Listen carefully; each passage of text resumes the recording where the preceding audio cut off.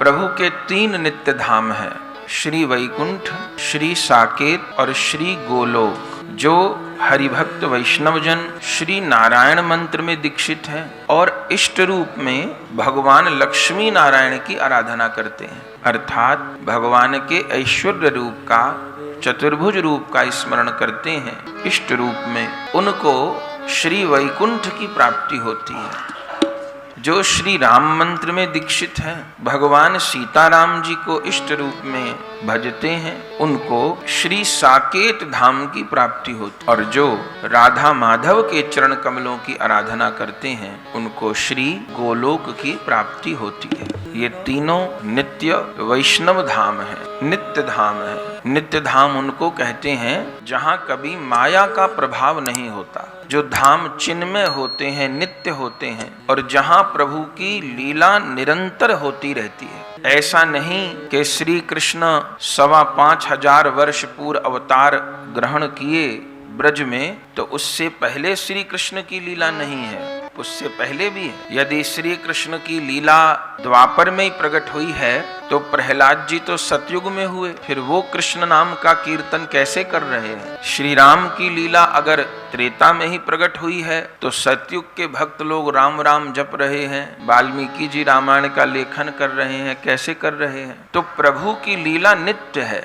श्री राम की लीला नित्य साकेत में घटित होती ही रहती है। किसी कल्प के किसी एक त्रेता में भक्तों की प्रार्थना पर भगवान अवतरित होते हैं, किसी कल्प के किसी एक द्वापर में वह गोलोक विहारी राधा कृष्ण इस धरा पर अवतार लेते हैं। जब प्रभु अवतार ग्रहण करते हैं, तो उनसे पूर्व प्रभु के धाम भी अवतार लेते हैं।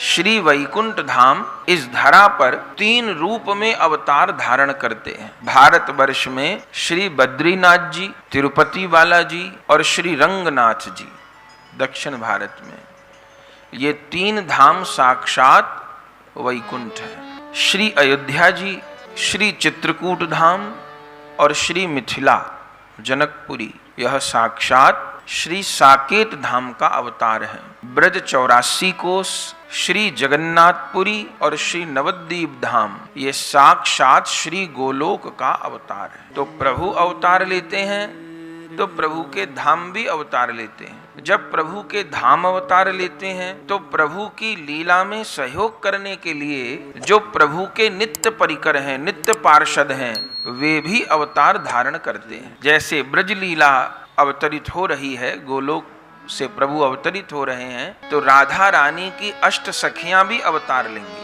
ललिता जी, विशाखा जी, तुंग विद्या जी, चंपकलता जी, सब अवतार लेंगे। श्री कृष्ण अवतरित हो रहे हैं, तो वहाँ भगवान के जो सखा हैं, अष्ट सखा हैं, 12 गोपाल हैं, वे सब अवतार लेंगे। नंद यशोदा जी भी अवतार लेंगे, सब परिकर अवतार लेगा। ऐसा नहीं है कि श्री राम रूप में भगवान अवतार लेते हैं तो कोई भी भगवान का माता पिता बन सकता है, कोई जीव नंद यशोदा जी नहीं बन सकता।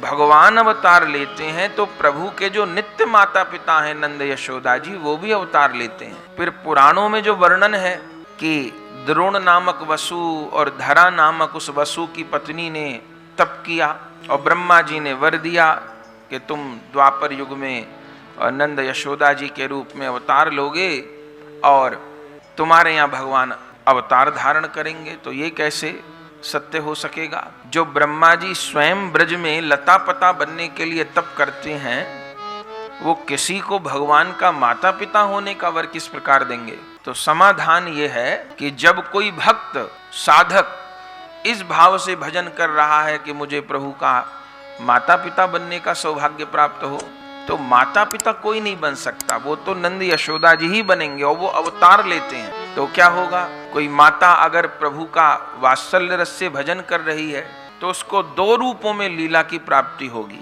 या तो उसका यशोदा जी और कौशल्या जी के स्वरूप में विलय हो जाएगा। राम जी को गोद में खिलाना चाहती है, तो कौशल्या जी के स्वरूप में उसका सायुज्य हो जाएगा, विलय हो जाएगा। यशोदा जी के स्वरूप में सायुज्य हो जाएगा, अर्थात विलय हो जाएगा। अथवा यशोदा जी या कौशल्या जी की दासी बन जाएगी नंद भवन में, और तब प्रभु को गोद में खिलाने का सौभाग्य प्राप्त होगा। तो इस रूप में भक्त को आस्वादन प्राप्त होता है। जिसका जितना भजन होता है उसको उतने प्रेम रस की प्राप्ति हो जाती है।